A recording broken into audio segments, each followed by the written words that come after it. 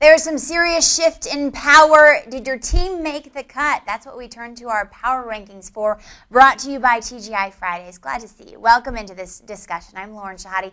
Pete Priscos, our NFL columnist, joining us now. Pete, the Giants topping it off, beating two division rivals. A lot of talk this year about how they would fare without Plaxico Burress. But look at Steve Smith, Mario Manningham, stepping up in a major way. Yeah, and those guys aren't great speed guys down the field, but they have a great knack for getting open. They run great routes. And I think that was one of the biggest questions about the Giants this year was whether those guys could step up and make plays. And you saw in Dallas that they definitely can. Manningham was on the inactive list 2 of the 4 months he played last season. Quite a step up. Well, Pete, the other Manning's team in the number 2 spot, they are 2-0. Not easy wins, that's for sure. Is it too early to talk about a Manning Super Bowl?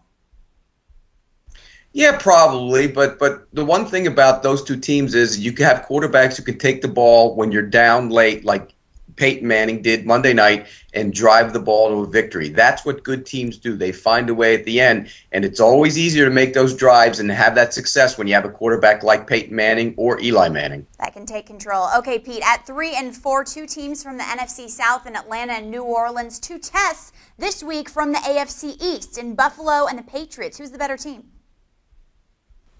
Well, I think when you look at those two teams, New Orleans can score a ton of points, but they're also giving up some points. I think Atlanta can score a ton of points, but they're also giving up points. So whichever of those two teams tightens up their defense as we move throughout the season, I think that's going to be the better of the two teams because they're both going to score a ton of points. And when they play on a Monday night in about a month and a half, that game might be first 1 to 45 wins. Wow, it is going to be a battle. Pete, Baltimore going across country, beating San Diego. Joe Flacco looking much improved. Are you impressed with Baltimore? How much? Yeah, I really am. My concern with Baltimore, though, showed up a little bit in San Diego, and that's their corners. I think Phillip Rivers had a big day throwing the football. They were exposed a little bit outside, and they do expose their corners because they attack up front. So those corners got to tighten it up. But offensively, with Joe Flacco, they're significantly better because they can throw the football, and I think they're moving more toward a team that can throw it and throw it a lot. A little bit of concern, not bad in Week 3. Are you concerned at all with New England and Pittsburgh? They were 1 and 2 in your power rankings. Now they are 8 and 9. What happened here? Well, I think New England's problems are up front on the offensive line. They haven't played very well up there. He only was sacked once last week against the Jets, Tom Brady, but he took a lot of hits, and he was jumpy in the pocket.